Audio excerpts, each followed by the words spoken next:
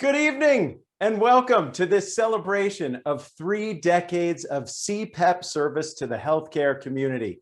As you probably know, CPEP, the Center for Personalized Education for Physicians, is a nonprofit organization dedicated to helping healthcare professionals and organizations through a variety of clinical skills, assessments, and educational plans and seminars. I'm Dr. Brad Nieder, the healthy humorist, and I am so pleased to be with you tonight.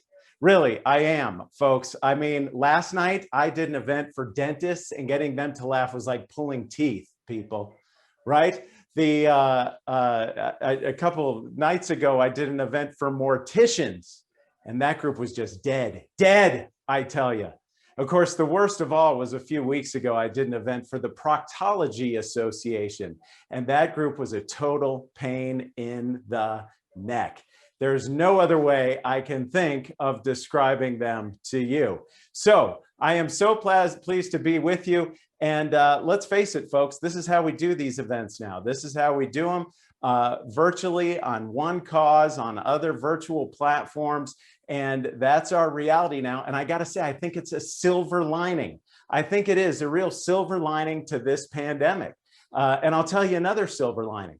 Another silver lining is the fact, and I hope this is true for you as it has been for me, no one has been sick in my house the last 14 months. No one's been sick. I'm not talking about just COVID. I'm talking about anything. Nobody's been sick at all. And that is unheard of in a household with 3 young kids, folks. I mean, 3 young kids. Ordinarily, we run the gauntlet every weekend of the year. See, you parents know what the real cause is. A lot of you healthcare folks out there are saying, well, yeah, kids get sick, back to school time, cold and flu season. But no, the parents are the real experts. You know that it's birthday party season. And of course, there is no season of birthday parties. They're year round. So before COVID, we used to run the gauntlet every weekend of the year. We would go from the princess theme party to the Spider-Man theme party to the soccer theme party. I said to my wife when we last hosted, I said, next time we do this, we should do a strep throat theme party. That should be the theme of the party. You know, you can rapid strep test the kids as they come in, and you find the 2 that have it, and then you set them off and in fact, give them their own petri dish. Let them grow their own culture, right? It's science, it's STEM, it's artistic, it's colorful. And of course, they're going to sing and they're going to do happy birthday and they're going to have cake and ice cream. And then as they leave, you know, popsicles. So you trick them again into another rapid strep. You find all 30 of them have it, right? And so as party favors, you give stickers, bubbles, and amoxicillin, and everybody's back to school on Monday, right? That's a party. And a public service, if you ask me, right? And you know what else? You throw in some Perethrin shampoo and a knit comb because of the lice outbreak they had in 1st grade. That, yes, I said it. I said lice, folks. And now I can tell you're all itching because even healthcare people get wigged out, so to speak, if you mention lice. Nobody likes to hear about lice. So that'll last for about 3 or 4 weeks. There you go. You're welcome, folks. So that has been a silver lining to the pandemic, is that nobody's been sick. I hope that's true for all of you as well. And of course, these virtual events have been terrific. In fact, sometimes they're better than the in-person events. Sometimes they're better, I would say. I did an event about 1.5 years ago, a diabetes fundraiser, and they had a pie eating contest. I mean, that isn't right. You know, worse was the walkathon I did for patients with bunions. Yes, nobody could finish. And do bunions really deserve their own charity 5K? I'm not sure. All right, but then I think the worst of all had to have been the chili cook-off for patients with irritable bowel. Yes, they did raise awareness, though. I'll give them that. So now, folks, here to raise awareness about CPEP is the organization's president, Dr. Katie Richardson. Thanks for the introduction, Brad. Welcome, everyone. My name is Katie Richardson, and I am chair of the CPEP board. Thank you all for joining us tonight. We're glad you're here to help us celebrate 30 years of CPEP, moving forward through the past. At CPEP, our mission is to promote quality patient care and safety by enhancing the competence of healthcare professionals. I realize that's a lofty goal, so let me talk about how it translates to the real world. Our job is to help clinicians be the best that they can be. This includes clinicians who are looking to improve their practice, identify areas for ongoing education, or giving assistance to those re-entering the profession and providing them with the tools they need to be successful. We also assist clinicians who are dealing with pointed professional challenges in areas like communication, medical record keeping, and prescribing practices. These personalized performance solutions help clinicians gain insight, take ownership of the challenges facing them, and obtain the tools they need to progress in their careers. As a result, CPEP helps keep clinicians in practice and serving their communities. Our work improves clinical competency, restores dignity and confidence, and indirectly improves care for thousands of patients. As an independent nonprofit organization, CPEP is not beholden to any regulatory authority, educational institution, or healthcare system. Our work is objective and free from bias, offering fairness to participants and credibility to referring organizations. At the end of the day, CPEP is here to serve all clinicians and drives healthcare and patient safety forward. I have been at CPEP for more than 7 years now, and I'm proud of the work we do every day. I believe in the quality of our staff and our programs, and I see firsthand the meaningful results they achieve. It is for these reasons that I support CPEP both with my service and financially. I want to take a moment to extend some really important thank yous this evening. Our sponsors, without whom this event would not be possible.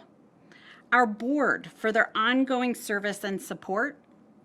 Our donors who help us continually improve and expand our programs.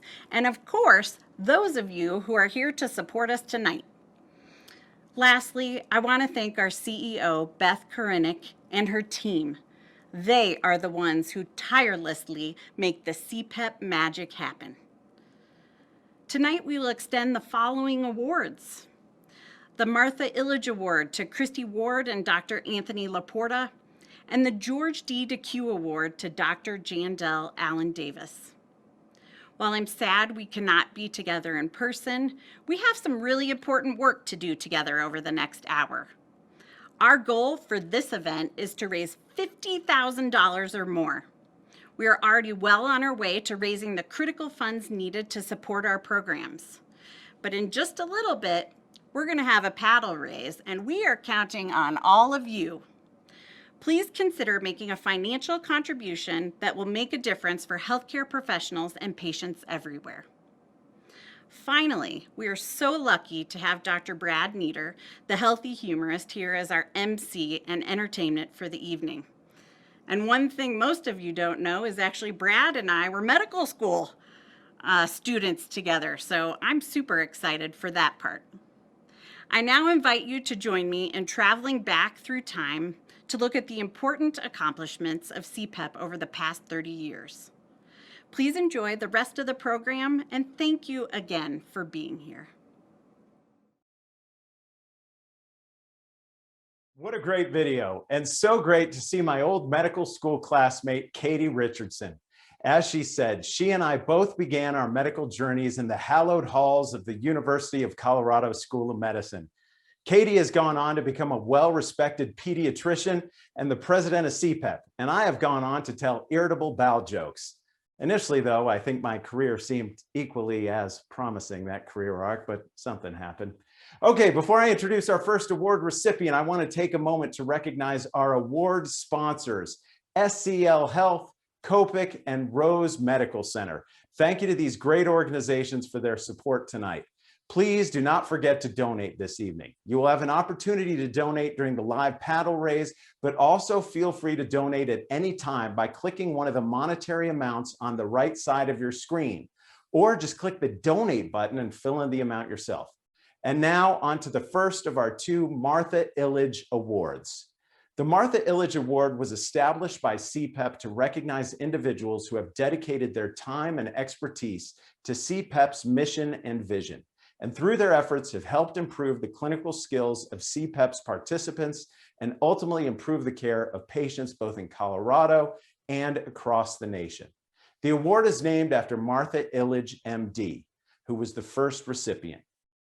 Throughout her distinguished career, Dr. Ilitch served as an innovative educator and passionate leader in physician evaluation and training.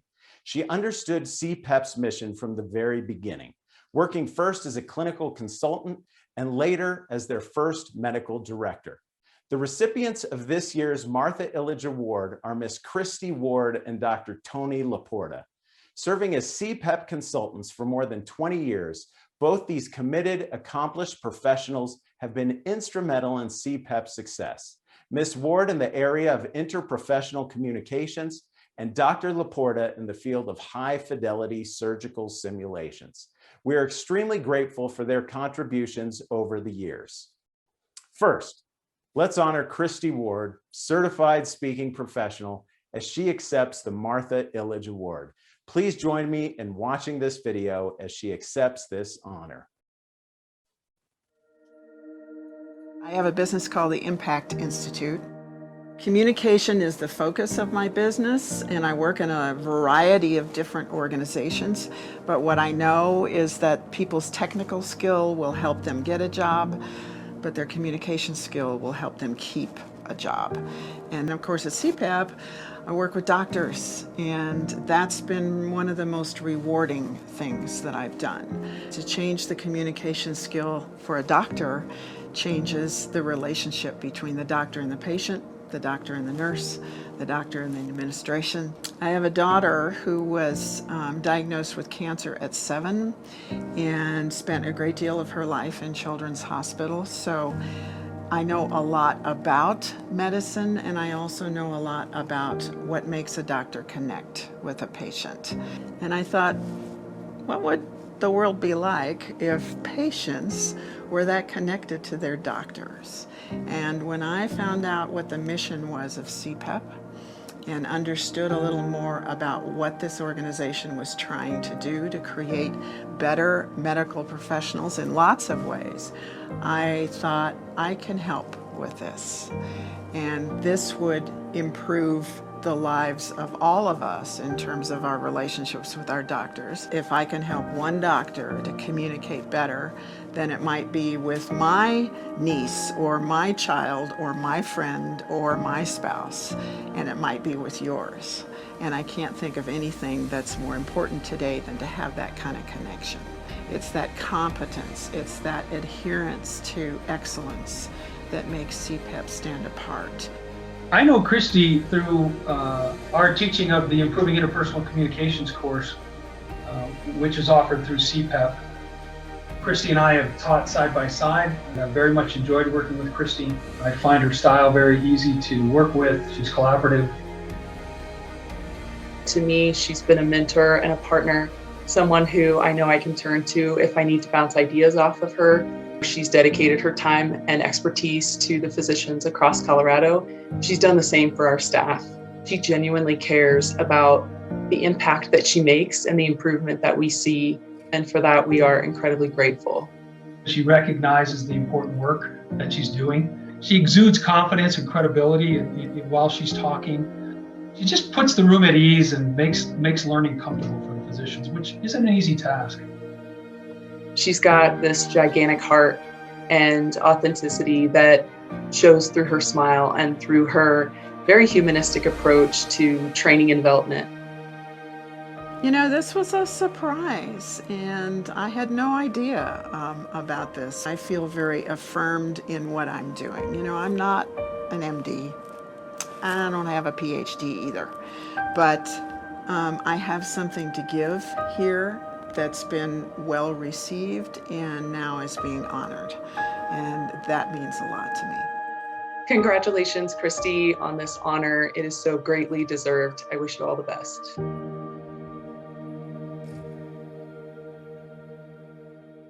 What an incredible story about Christy Ward, CSP. She is so deserving. And guess what? I know Christy too. I am name dropping here all night, folks. Christy is a legend in the speaking industry and was instrumental in the early days of the pandemic, getting her fellow Colorado speakers, including yours truly, up to speed on giving virtual presentations. So I know she's watching and critiquing me right now. It's kind of a lot of pressure. How am I doing, Christy? I welcome your feedback after the program.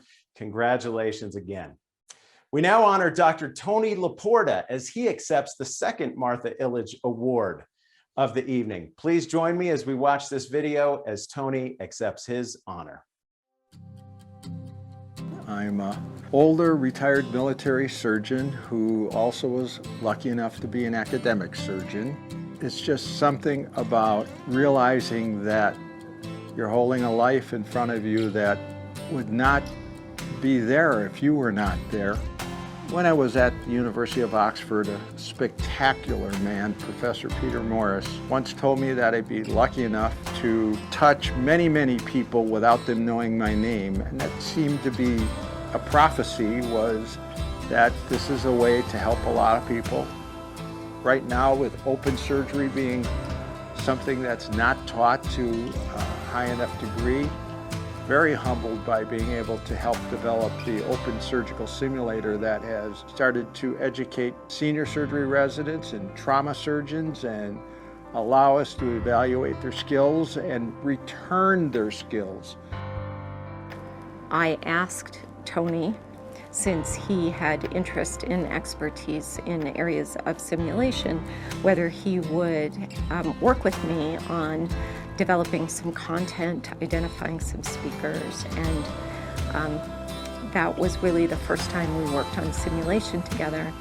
Tony really put forth an incredible effort in exposing us to a number of individuals who were both locally and nationally renowned in the simulation world. He has enthusiasm and energy that is contagious, and he just keeps giving and giving. About 10, 11 years ago, I met Dr. Tony Laporta. Tony is always out there looking ahead. He put his arm around me and he said, "You're going to make a surgical simulator for me." And I said, "Oh, are we?" And he said, "Yes, you are." I think after that, I started talking to Tony every day. And I think he is one of the most enthusiastic people I think I've ever met in my life. Martha was an educator. She improved situations for residents and for physicians. She started this organization. That's what it's all about, being an educator. I am very humbled. I've had such an incredible career. I've been lucky enough to have a phenomenal family involved and pathway that got us here. Tony deserves this award really because of his enthusiasm for CPEP and CPEP's mission. A surgeon saving a life is good. A surgeon teaching another surgeon to save a life is great. And a surgeon teaching a whole generation how to save lives is priceless.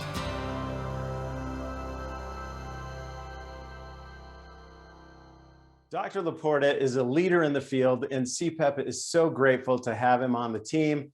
Congratulations, Tony. I can't name drop on this one. I don't know Tony personally, but I would like to. All right, folks, we're going to take a little break from the awards now and take a look back at the past 30 years of CPEP. So please enjoy this look back. CPEP is a practitioner education organization.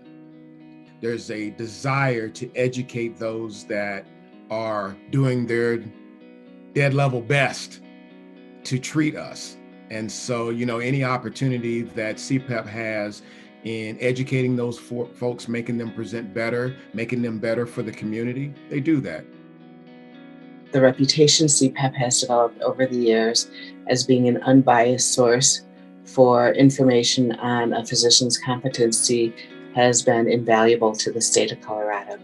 As a member of the Colorado Medical Board, we would see providers come through who had an assessment with CPEP and who actually successfully completed the plan that was requested by CPEP and had no further complaints against their practice, and were able to go on to have an unrestricted license to practice medicine. And for a medical provider, a physician, that's such a gift that they can actually prove their competence to the point where they can get rid of any marks that may have been on their past. COPIC has been a supporter of the CPEP organization since CPEP's inception. So at the very beginning, COPIC was aligned 100% because both organizations' end goal is to improve medicine and protect patients. The introduction of Probe into Canada has had significant benefits. The work that we do in terms of helping and assisting individuals to get back to full status licensure is of significance to multiple parties. The greatest achievement from a community standpoint that CPEP has provided is really helping the individual physicians and other medical providers in our community. And I've been especially impressed with the variety of courses that they've developed and offered. CPEP is truly a respected and valued resource. By providing competency assessments and re-entry services, CPEP aids in creating a strong and capable workforce. I believe that what we do benefits doctors, other healthcare professionals, and benefits their patients ultimately. Our impact multiplies for every individual that comes through our program because we're really helping every individual that person touches professionally in the rest of their career. Over many years, they've been a very consistent, well-regarded partner. It really makes people trust in them, in their services and in their recommendations. CPEP is an established organization. We're here celebrating its 30th anniversary and can assure you through its track record and its promise for the future that your money is invested in enhanced patient safety and confidence in the healthcare community around them. CPEP is a remarkable organization with remarkable people doing remarkable work.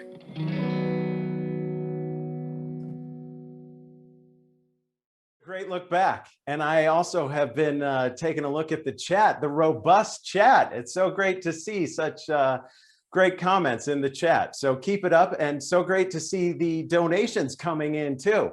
So another reminder to donate this evening, please give at any time by clicking one of the levels on the right side of your screen, clicking the donate button, or participating in tonight's paddle race. Now, the George D. DeCue Award was established by CPEP to recognize an outstanding leader or organization that has made a profound impact in the areas of physician education, patient safety, or healthcare quality improvement.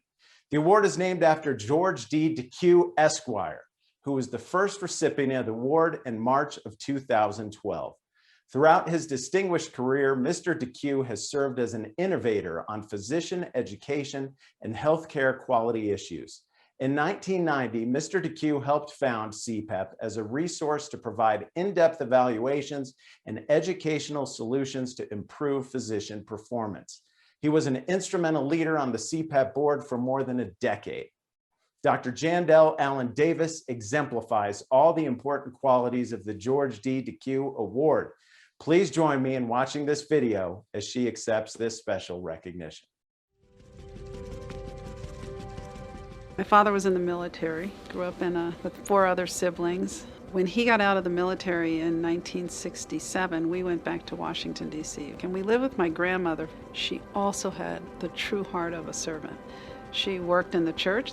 So I grew up and had models of people who saw service as part of what you do. We didn't have a whole lot, and I'm the only one who went to college. And I absolutely live the tenet that to those who much is given, much is expected. CPEP sees value in recognizing those that give of themselves to the community in regards to practitioners. George's impact is when he touches someone, when he gives a little education to them, it's about what can you do to make the world better. So George DeQ Award, absolutely on point with that. I met Jandel through work at Kaiser Permanente, and I was so thrilled to get to know her and to actually bring her on my leadership team. We worked together for 14 years, and subsequent to that, we've maintained both a personal and a professional relationship. I've known Jandel for 6 years now. I first met her when she was a senior executive with Kaiser Permanente. Jandel is one of a kind. She is truly a passionate advocate for patients, for physicians, for the community. When I think about Jandel's qualities, it's hard not to think about her incredible quilting skills. But beyond that, she's a very competent, well-respected physician, and I think has a great eye toward equity and fairness, and wants to ensure that not only physicians but patients are well served. I have learned a little bit about the award, and I have known George DeQ for a number of years. You know, I had the privilege and honor back in 2004 of doing a fellowship in patient safety. I'm a disciple of patient safety. What this award means to me is the calling that I've had since I was a little girl, which was to be in medicine, to be a doctor, and put my patients first, and now from this leadership role, put those I serve first so that they can do their absolute best in terms of serving patients, that it's really gonna be a good day when I go home. And so I'm humbled, I'm honored. It just makes me smile. Jandel, I just want to say congratulations on this award. You have been a friend to me. You've been a leader, a mentor, a resource, someone who I could always call upon. And I know that that goes for so many people around this city and this state. Thank you for your service. Thank you for your leadership. And I look forward to working further with you. And thank you for your support of CPEP.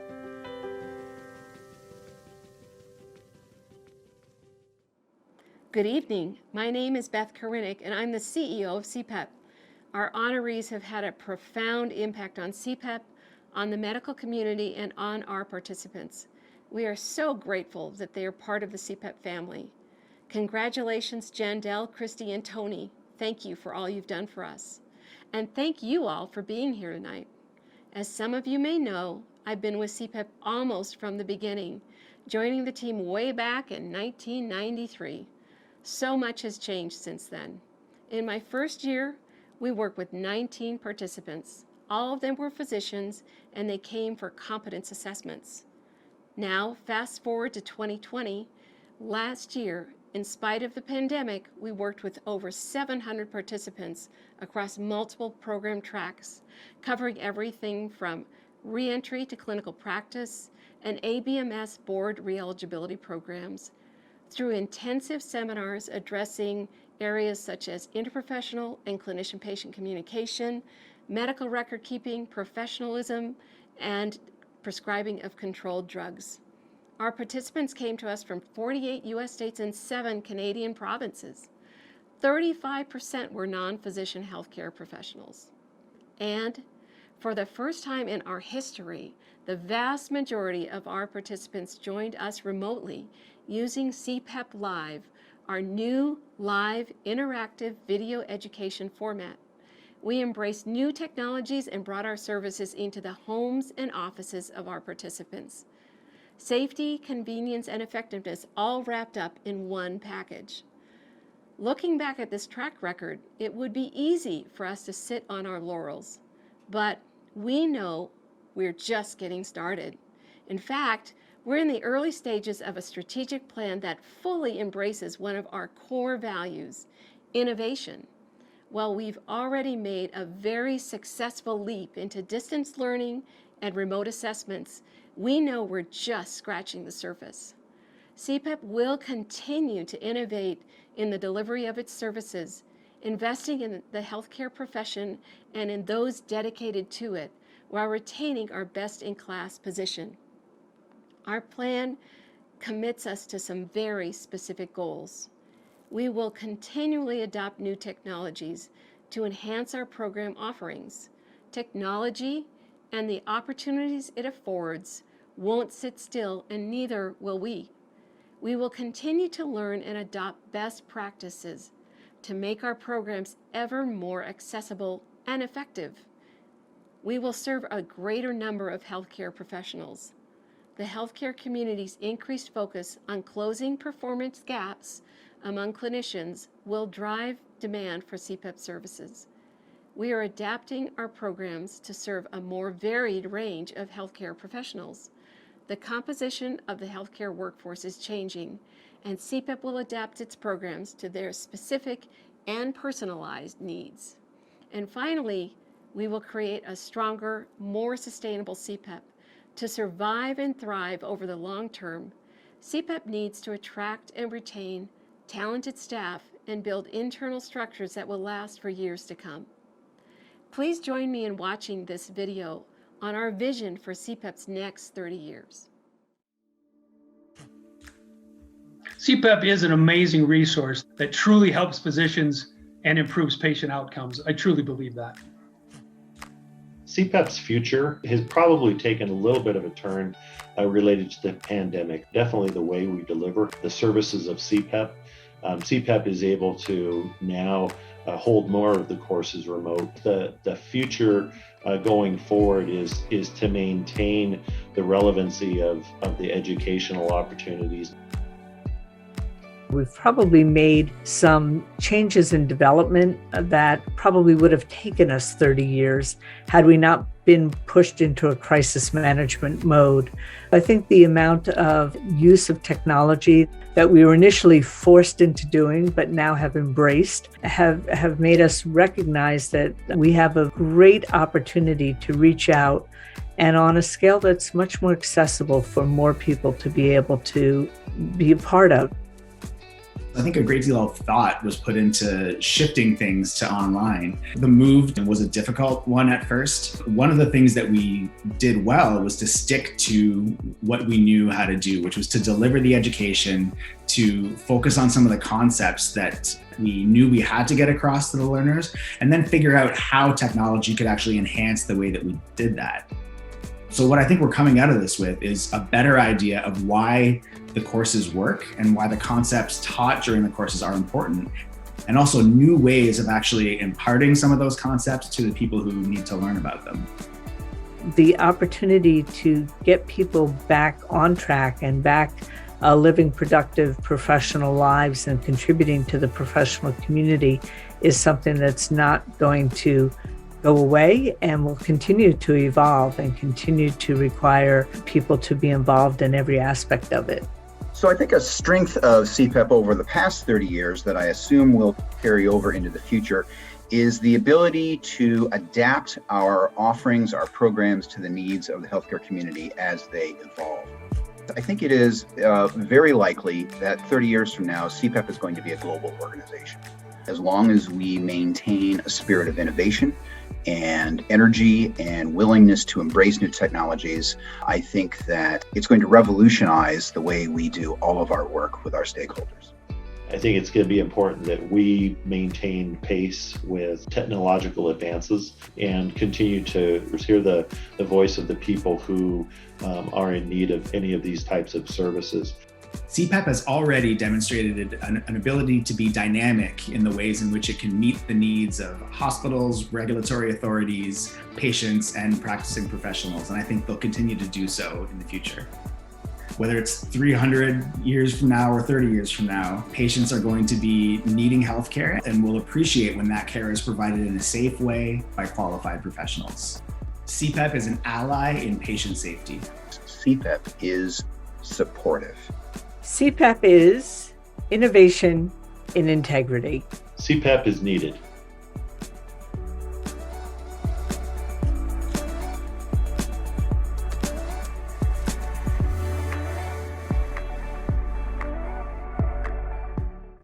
Great to hear from Beth and see the vision for CPEP's future. And congratulations to Jandel for her well-deserved award. I'm dying to see one of her quilts. All right, now is my favorite part of the evening, to raise funds for an organization I care about. We have an opportunity tonight to have a true impact on the clients that benefit from CPEP. We have already raised over $28,000 of our $50,000 goal here. We're halfway there, folks, over halfway. Thank you so much to all of you that have made this possible. Tonight, we all have a chance to have an additional impact through a variety of giving opportunities.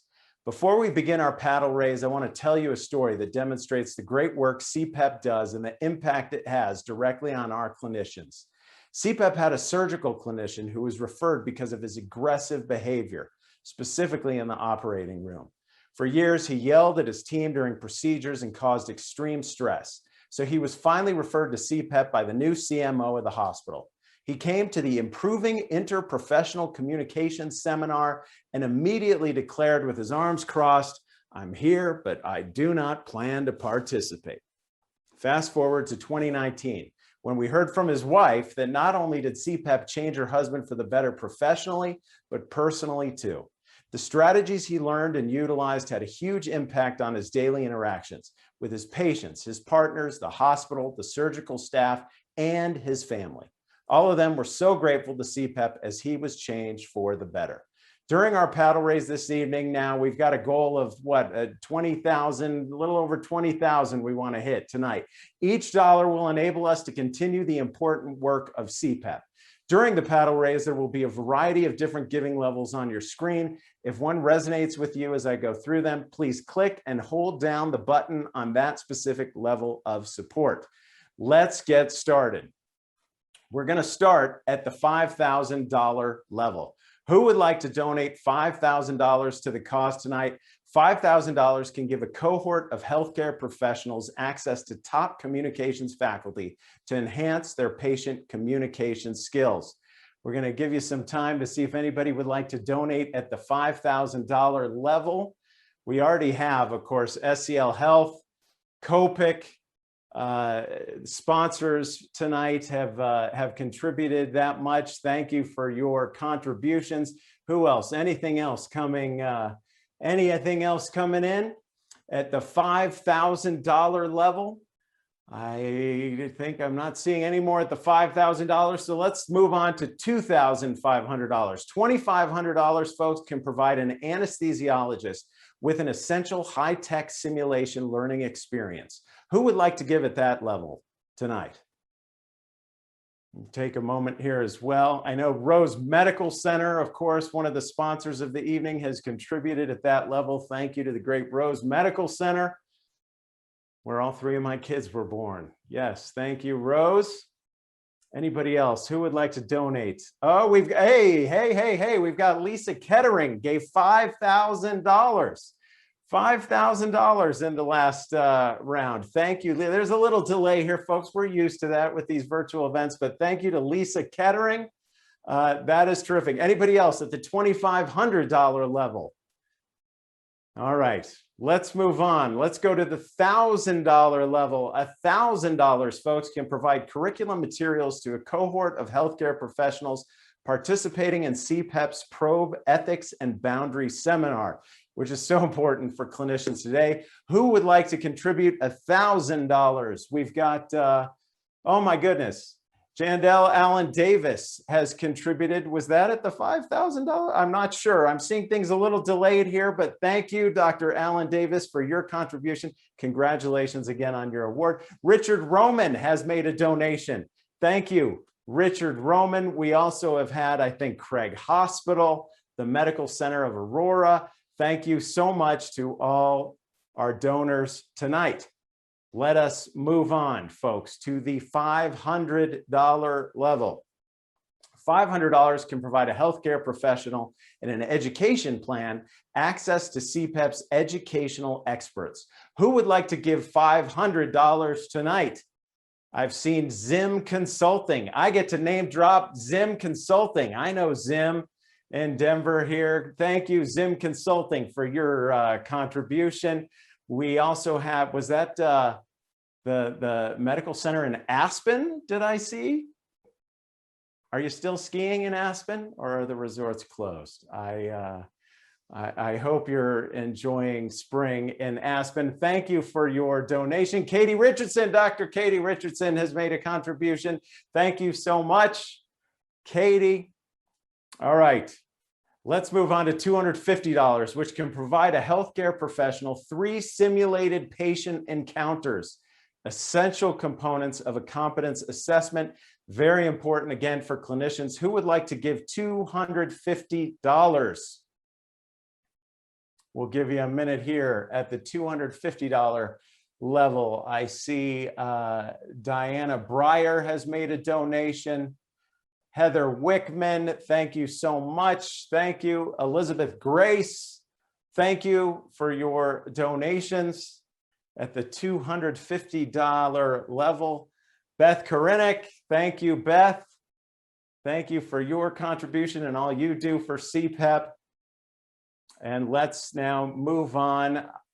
We're getting close. We've got to be getting close, folks, to the goal.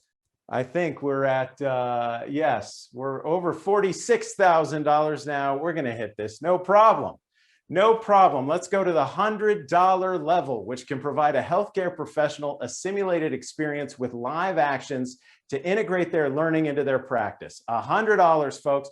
Please give it the $100 level.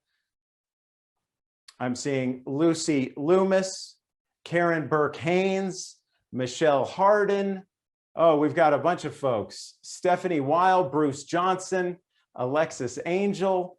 Thank you, folks. I think we are well on our way to hitting that goal any second now. We're going to move on to the $50 level. $50 is next. $50 can provide a healthcare professional with a personality assessment that increases self-awareness for improved communication and teamwork. A great value there, $50. Who would like to give $50 tonight?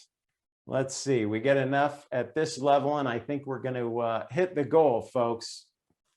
Cindy Huggett has come in.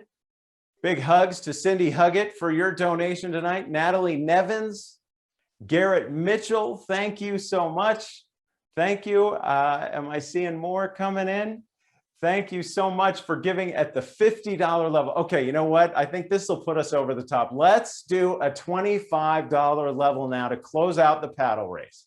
Now remember, every dollar counts toward achieving our goal, so please make a $25 donation now. If we all were to donate $25, we could raise right now over $3,000. I think that would put us over the top and, of course, support CPEP's impactful programs. So let's go. $25, our last level. Let's see what's coming in. I see Katie Lozano, Ruby Newell-Legner. Oh, I get to name drop that I know Ruby too. Man, Ruby, thank you for your contribution. We've got Holly Church, William Brown. Thank you so much. Again, we'll let you keep donating at the $25 level, and I think we're going to go over the top. At any level, folks, you can continue to donate for the rest of the evening. Now, to all of you that have participated in the paddle race, thank you so much. Thank you for donating. Please feel free, as I said, to continue to give throughout the rest of the program, and I will give an update on our progress at the end of the evening. But I think we have a little time now to have some fun together and celebrate the accomplishments of this evening and have some laughs, right? Because it was Beth and Katie who called me a few months ago, and they said, you know, for our CPEP event, we would love if you could add some levity. It's been such a tough year for everybody with COVID. Can you come share your philosophy that laughter is the best medicine? And I said, absolutely, because that has been my mantra and philosophy since Katie and I were in med school together all those years ago. That's what I have told patients. Laughter is the best medicine. Of course, the whole philosophy has changed in the past year. Now I say laughter is the best medicine unless you have a strange new viral infection, or you have head lice, or you have giggle bladder incontinence. So laughter is really the 5th or 6th best medicine. That's the full title. That's the full mantra now. That's what I say. But you know, folks, it is good medicine, and it has served as good medicine throughout this pandemic. There are still funny things that have happened even during this terrible year that we have had. You know, I get a kick out of everybody for the first time finally learned how to wash their hands properly, right? This past year. Now, the CDC has been telling people for years how to wash their hands properly, and they have told you to what? To sing a song. We're all supposed to sing a song. It's posted all over your hospitals, your clinics, your offices, that we're supposed to sing happy birthday when we wash our hands. But I have always been a germaphobe, so I always sing the wreck of the Edmund Fitzgerald. Yes, 2 times in a row, actually. Yeah, the legend lives on from the Chippewa down to the big lake they call Gitchagumi. Lake it is said never, it's like 10 minutes long, folks. It is odd in public restrooms, but I am always very clean, I tell you. You know, and now, not to be outdone, the American Heart Association years back, they said, well, we like this song recommendation. We need to come up with a song for folks to sing. So who knows this one? I bet you know, put it in the chat. Who knows what you're supposed to sing when you find yourself doing CPR, right? Yeah, my producer just told me in the air, he's done his refresher training. So yeah, you sing Staying Alive. Staying alive. That's what they tell you now to do in CPR. You don't have to remember how many breaths, how many compressions. You just remember staying alive. Why? Because first, it's memorable, right? For what you're about to do. It's easy to remember when you're in that panic situation. The song, Staying Alive, it's a good mantra to have while you're doing CPR. But most importantly, folks, it's the exact beats per minute for effective CPR. Staying alive, ha, ha, ha, ha, staying alive. Ha, ha, ha. Okay, don't do as I do, folks. Don't do as I do. That's going to be a lawsuit. You know, you're supposed to be focused, 2 hands. You cannot do the Travolta moves. You cannot do that, right? You've got to stay here. Now, it took them a while to figure this out, the American Heart Association, because first they recommended you sing Elton John's old hit, Someone Saved My Life Tonight, right? It was memorable, it was appropriate, but it was too slow and all the patients died. That wasn't good. Then they had the opposite problem, meaning they had the right beats per minute, but the wrong message. And that was another one bites the dust, another one bites the dust, and another one's gone, and another one's gone, another one bites the dust. Worst of all, though, was Roberta Flack's lovely old ballad, Killing Me Softly with his song. Yeah, too slow and very inappropriate. So, yeah. Now, oh, another little bit of music and health news for you. This was a study that came out right before COVID hit. I found this fascinating. Pre-op patients going in for surgery, they divided them into groups. The group that listened to soothing music reported less anxiety than the group that actually got an anxiety medication. Okay. And then the group that received both Valium and Barry Manilow died instantly. How about that? Yes, but very, very peacefully. Yes. Oh, Mandy, well, you came and you gave without taking, but I sent you away. Oh, Mandy. Yeah, that's enough of that, folks. Now, you see, earlier I planted the seed of head lice, and you're going to be itching for 3 weeks. And now you have the Manilow earworm. Yes, I've covered your head inside and out, and you'll be singing Barry now for the next 3 weeks as well. You're welcome, folks. Thank you. Yes. Okay. So, you know, funny things, even during a pandemic, funny things happen in healthcare. You know what? I got a kick out of the way we talk, we healthcare folks, right? We like to talk in this alphabet soup sometimes. I used to work in the emergency department where that's how we would communicate. We would just speak in this alphabet soup of abbreviations, right? It was crazy. We talk about somebody who'd come in with SOB, for you non-clinicians, not what you're thinking. Shortness of breath, SOB, right? AOB is alcohol on breath. So we would say things like, hey, we got a guy with SOB and AOB. He's also got BO, I mean PU, LOL. It was a DUI in his BMW SUV. So start an IV, get an EKG and an MRI, call the ICU and his PCP and the OR ASAP. Give him some TLC. In fact, turn on the NBA on ABC on his TV because the MVP just tore his ACL. Whew. Yeah. Now I know my ABCs. Next time CMS pay me. That's how we would talk in the ER.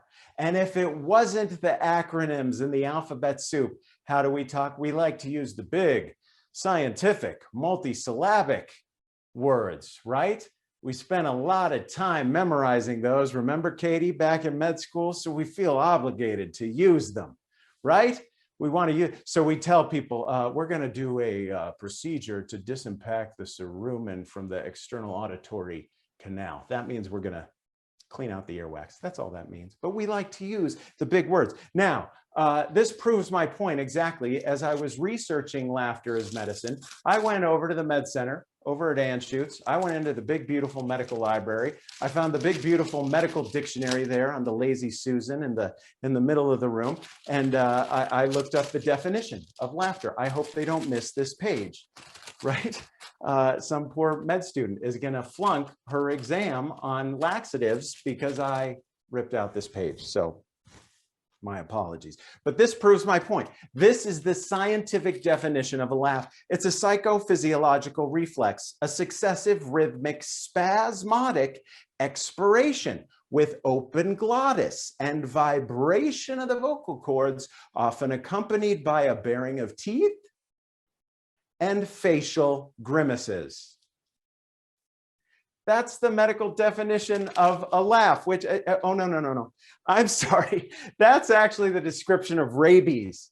That's the wrong page. That med student's gonna fail her rabies and radiculopathy exam with that page missing. My mistake there. So now, folks, with the pandemic hopefully ending soon, can we start being a little optimistic?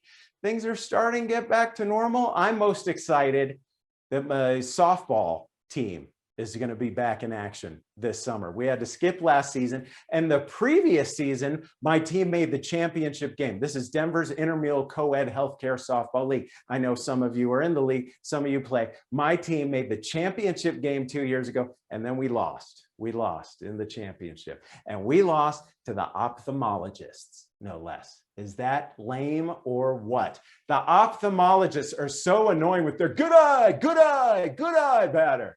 Good eye.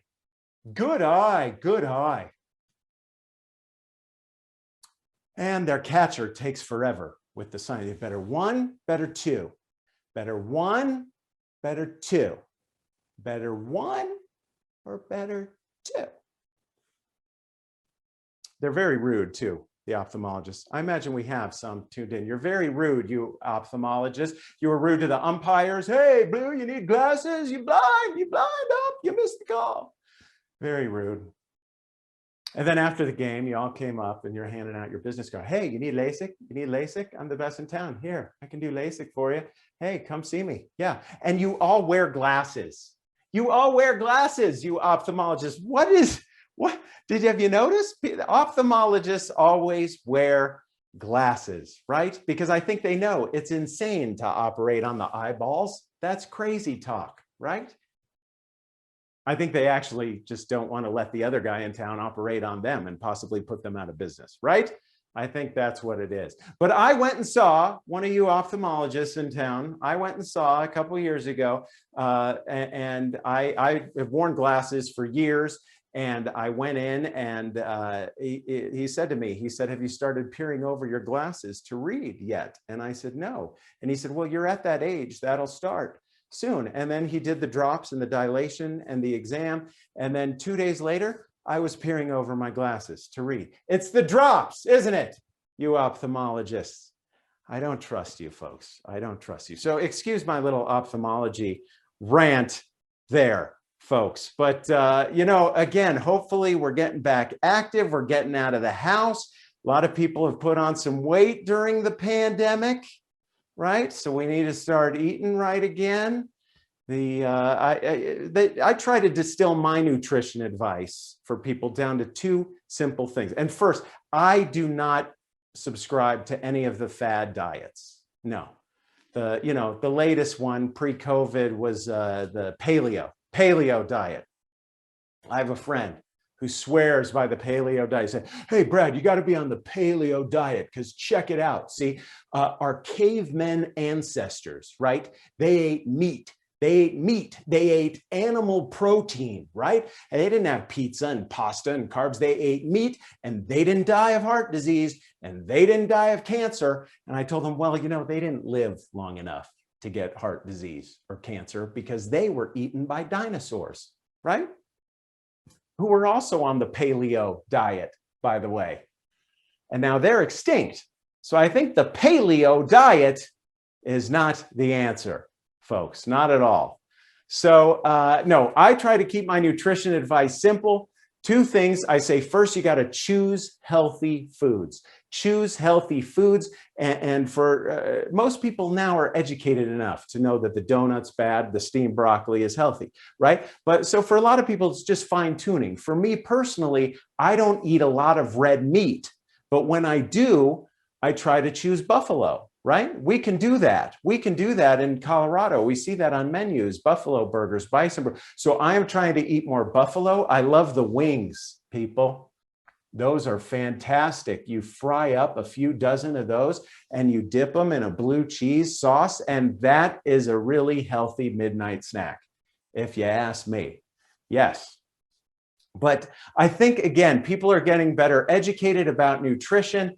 And they start earlier. I was watching Sesame Street with my youngest child, Sesame Street, and Cookie Monster is healthier now.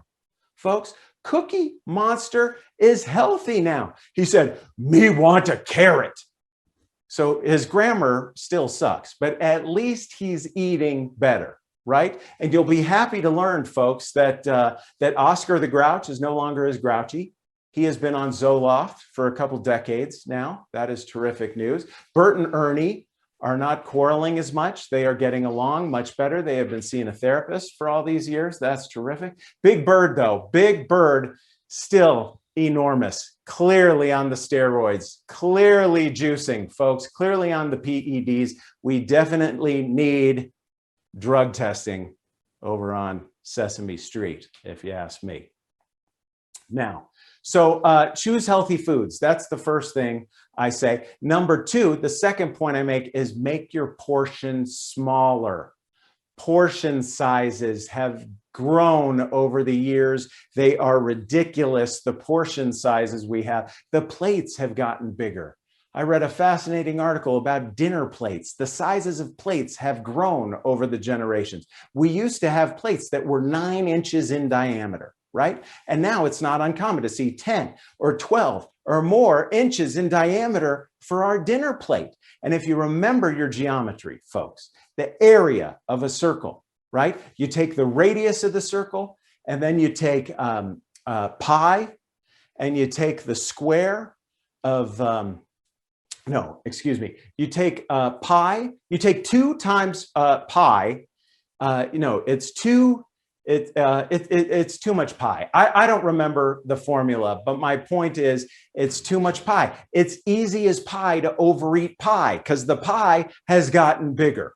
You with me, right? And we're going to clean our plate no matter how big it is. That's what we're conditioned to do. We're going to clean our plate. We're going to finish what's on our plate. There was another great study out of Cornell University called the Bottomless Bowl Experiment, right?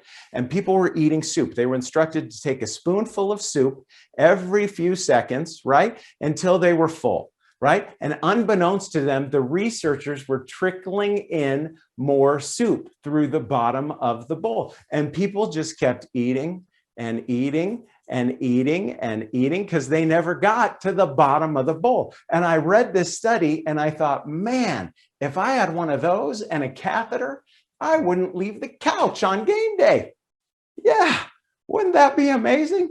Keep pumping in the chili, hon. Yeah, and be a lamb, would you, when you have a moment, and come change my bag, would you please? Yeah, that would be outstanding. So now I do think things are changing. I do think things are changing a little bit. The Surgeon General came out with some guidelines about portion sizes. And he said, listen, a 3-ounce serving of chicken or steak or fish, it's the size of a deck of cards. A 1-ounce serving size of cheese is the size of a pair of dice, right? So I think what we can learn from this, folks, is that the Surgeon General has a real gambling problem. Am I right? And by the way, the Surgeon General is neither a surgeon nor a general. Yeah. How does he get away? He's like a vice admiral and an internist, right? Dr. Laporta is a surgeon and a colonel. That's closer, right? That's more impressive, if you ask me, rather than this surgeon. How does he get away with that? The surgeon, he probably smokes like a chimney despite all his warnings. How can you just blatantly lie to people? I'm going to start calling myself the astronaut billionaire, and we'll see how that goes. You know what I'm saying? So anyway, that's the Healthy Humorous Weight Loss Plan, folks, is choose healthy foods, eat smaller portions, and of course, burn some calories laughing. You got to burn those extra calories. I even wrote a script for you. All right.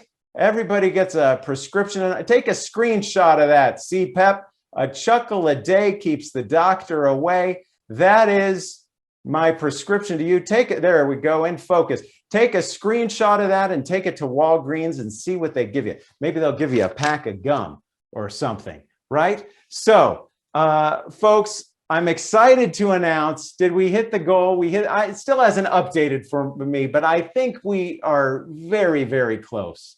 I think we are very, very close. And thanks again to the donors at the $5,000 level. We had Dr. Alan Davis, Lisa Kettering, Richard Roman at the $2,500 level. Thank you for those donations. And to everybody who donated again tonight, thank you to our event sponsors, and congratulations again to Christy, Tony, and Jandel on their awards. In addition, thank you, Katie Richardson. Thank you, Beth Korinek. Please, folks, continue to stay connected to CPEP, subscribe to our e-blasts, attend our future events, and donate if you have not yet done so already. Okay, this concludes our 30th anniversary program. Thank you for attending and being part of our special evening. Please be safe, stay healthy, keep laughing, and have a good night.